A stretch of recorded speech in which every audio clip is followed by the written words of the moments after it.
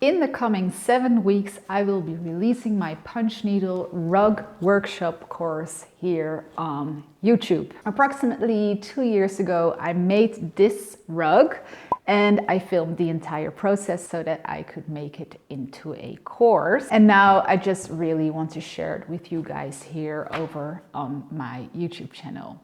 It's a lovely project. It's not too big to seem impossible, and it's quite suitable for beginners. So I really hope you enjoy the process and you can learn a lot from it. I think it would be a lovely project to start this winter, to have something you can always work on with your hands and not have to be attached to your screen. So what I've done, I've divided my course into 7 sections. So I will be releasing one video every Friday, so you can have the entire weekend to work on it. I will still have my course available for purchase at a reduced price. So if you don't want to wait the 7 weeks, you can just purchase it and start right away.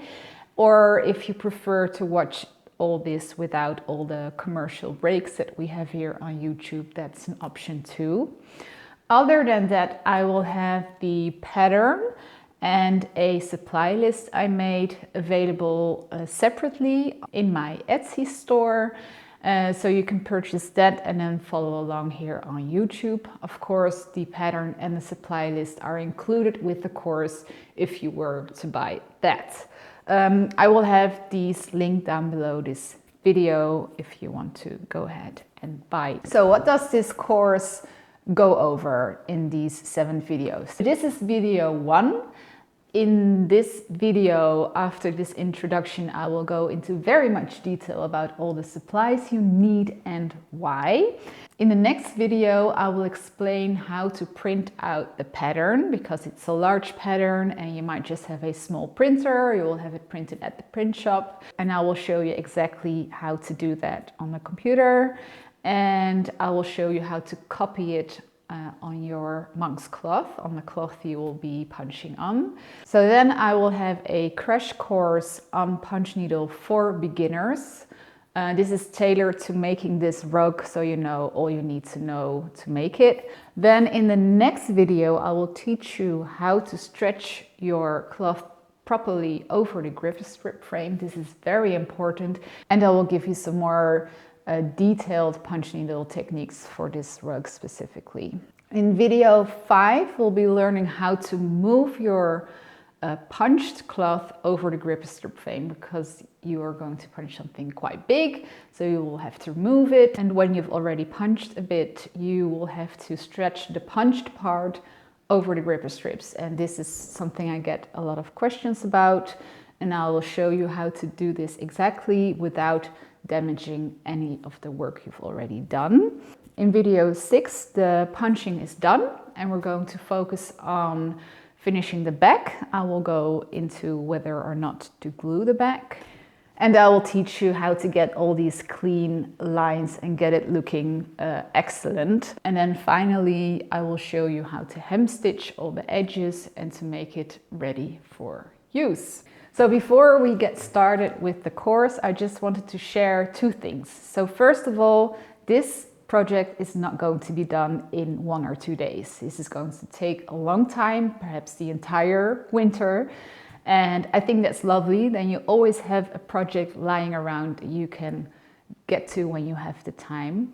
So it's very important to enjoy the process, the actual making of the rug, and not just focus on getting a finished product. I think that's a very important tip, if you want to call it that. So by the end, I'm sure you will have made something that you're going to be super proud of, but enjoy the time that you spend on it while making it. And secondly, because it's going to be such an intensive project, I want to warn you about your wrists specifically, because you're going to be punching the whole time.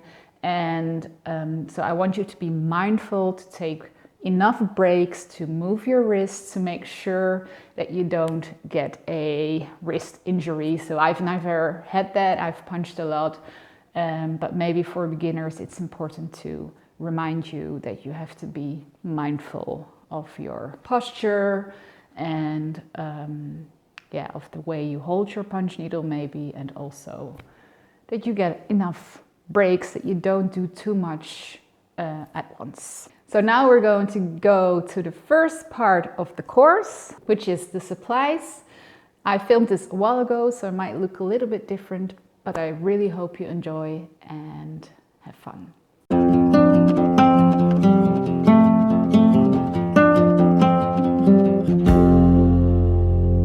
Let's talk about all the supplies you need to make a rug. There is a lot on the table, so let me just get started and talk to you specifically about every item.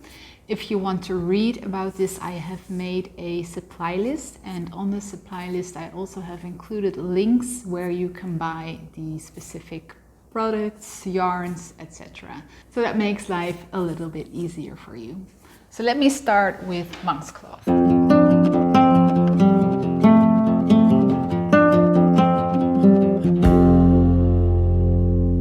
For this rug project, I'm going to use monk's cloth, and I'm going to use the specific monk's cloth which has the white lines in them.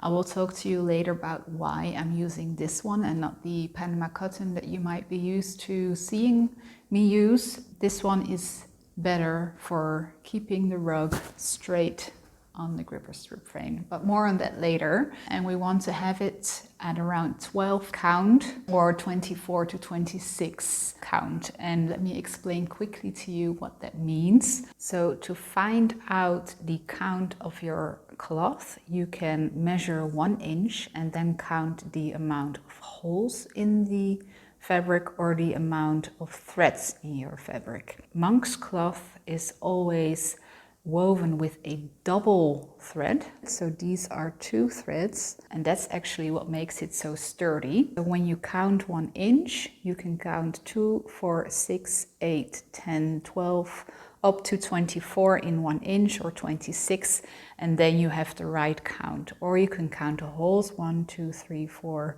up to 12, and if that's 1 inch, then you've got the right count fabric. And that means that the holes in the fabric, in the weft, are large enough for your punch needle to go through, but small enough for the fabric to grab hold of your loops. As monk's cloth frays very easily, what you can do is either stitch around it with your sewing machine, or what I prefer is just use a simple masking tape. So I've got this nicely colored one. You can just get the one you use when you paint your walls, for example. Just simple tape. It doesn't have to be expensive. It just has to stick on the monk's cloth, and that's it.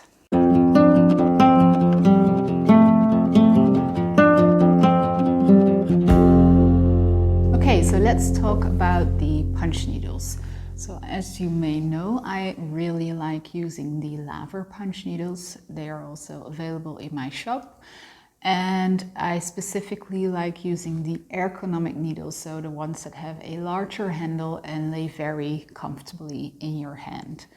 So I will be using these 2. This is the regular one, which has a diameter of 5.5 millimeters, which is suitable for the chunky yarns, and this one is the fine needle, which is the 4 millimeter needle. For these specific needles, you will also need a threader, and when you purchase this one, you will get the threader with it. But you can also get this one separately.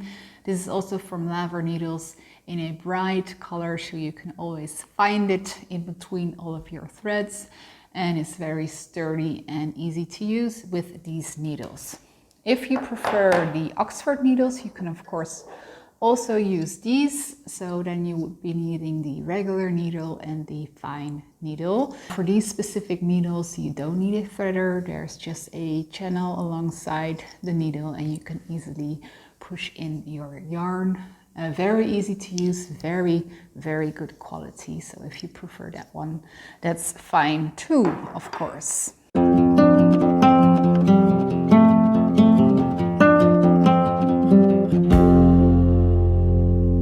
So now for one of the most important things, and that is the wool yarn which you're going to use for your rug. When making a rug, you cannot use any yarn you like. There are a lot of specialty yarns which are beautiful, gorgeous, but when you use it for a rug and you're going to walk on it a lot, then it's probably going to wear out pretty fast. So you will need a specific rug yarn, or yarn which is very, very sturdy. It will probably feel even a little bit rough to the touch, not too much, but just not as soft as other wool yarns. And also when making them, you are going to make it on a gripper strip frame. You don't want your specialty yarns to get caught in the hooks of the gripper strip frame and ruin your entire rug and all the work you've done. So please be careful when collecting your yarns for your rug to choose the right ones, which is rug or tapestry yarn. So I have two kinds right here. This is from Manos del Uruguay. I love that brand. Their yarns are top notch, high quality, fair trade, handmade by women in Uruguay, hand dyed. So really special yarns, but also quite expensive. The colors of this yarn are amazing and they hold up really well with the gripper strip and moving it on the frame and so on. So good yarns, but really expensive. Another type of yarn I'm using is this rug wool yarn from New Zealand. This one feels a little bit scrunchy, not too much, it's okay.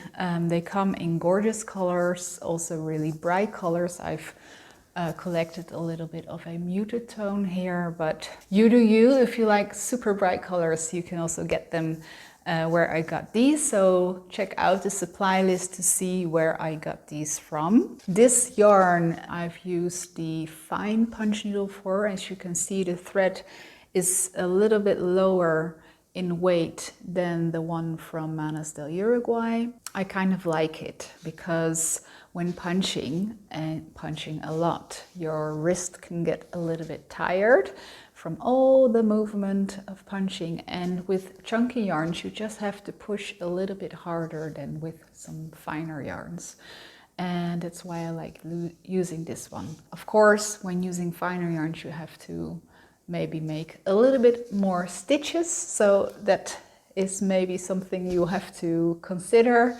But I love using these and I'm really happy that I found them. So check out the supply list if you are interested in purchasing this one. So let's talk a little bit about the amount of yarn you would need. So some of these I had already used before making my rug, but this one, for example, I had hardly used. This is a cone. This is how you get them, cones of 500 grams, so half a kilo. And well, as you can see, you can hardly see that anything is gone. So when you purchase one cone for the 60 by 120 centimeters rug per color, you should have more than enough. These come in skeins of 100 grams. For both of these colors, which you can find in the rug, I used 2.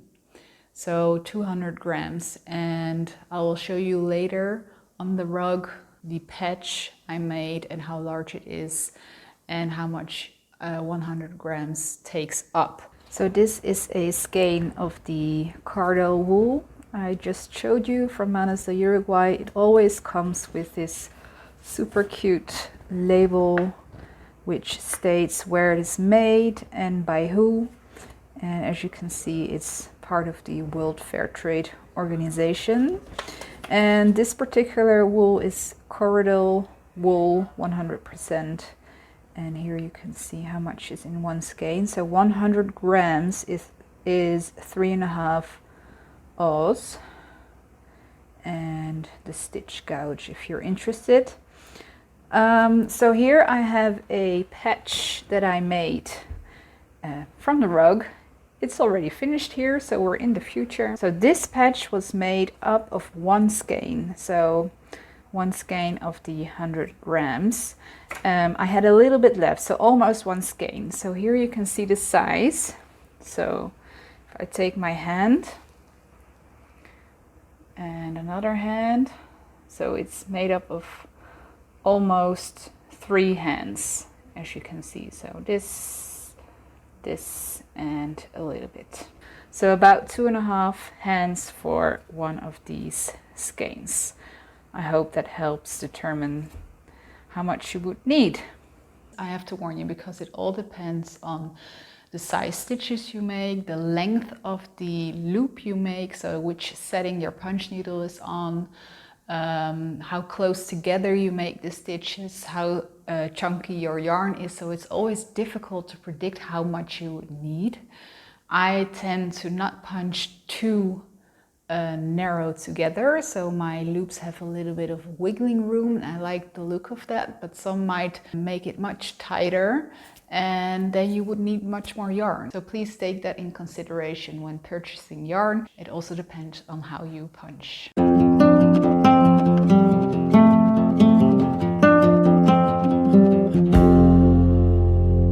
Let's talk about the gripper strip frame. So the gripper strip frame is ideal for use with punch needle and for making larger size projects. If you're going to make a rug, you're going to probably have to move your piece on the frame.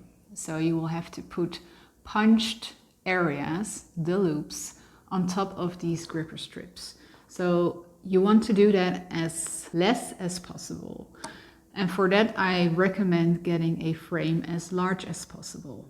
But you don't have to. You can use smaller frames, but it's going to be tedious and maybe more difficult. So I've made this one myself.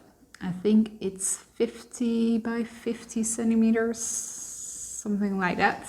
And I really loved working on the rug on this one. It worked really well. So in my supply list you can find a link in which you can buy these strips separately so you can make your own frame, but also get the frames readily made if you prefer. So what is a gripper strip frame? Gripper strips are tiny little teeth which are at an angle and they are facing outwards.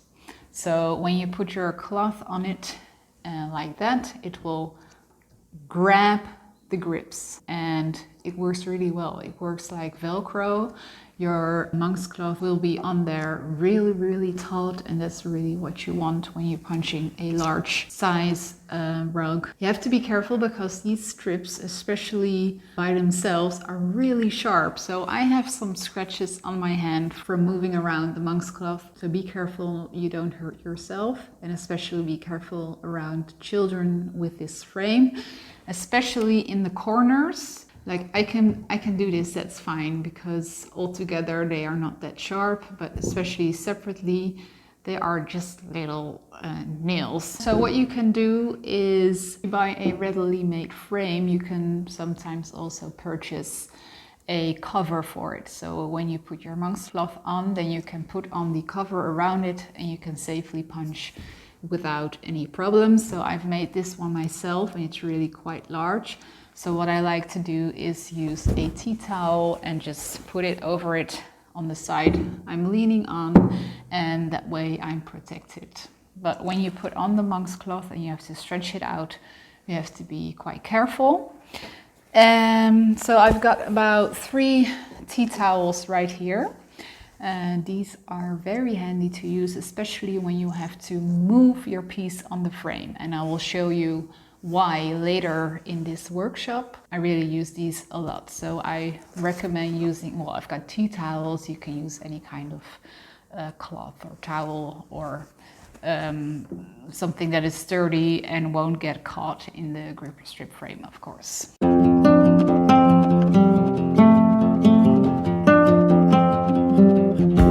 So now for some of the smaller and simpler tools. So you will print out your pattern. You need paper, printer, and I used a Sharpie to copy my pattern. You can use also pencil or maybe a different kind of pen which doesn't smudge. That's quite important. I've used 2 kinds of scissors. While punching, I always use embroidery scissors. I have some really cute ones in my shop if you're interested. These I use for snipping my yarns. Also, I can push the yarn through the monk's cloth to the other side and very handy to have.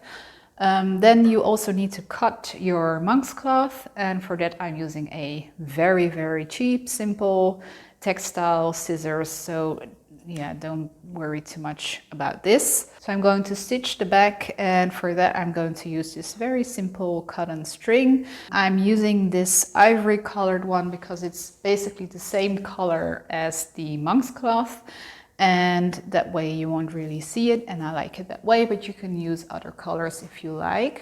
So with that I'm going to use a embroidery needle which has an eye which fits the thread, and in this case it has a sharp tip so I can easily thread it through. So I'm also going to be steaming my rug when it's finished to make sure it's very flat, and also the monk's cloth for folding it back.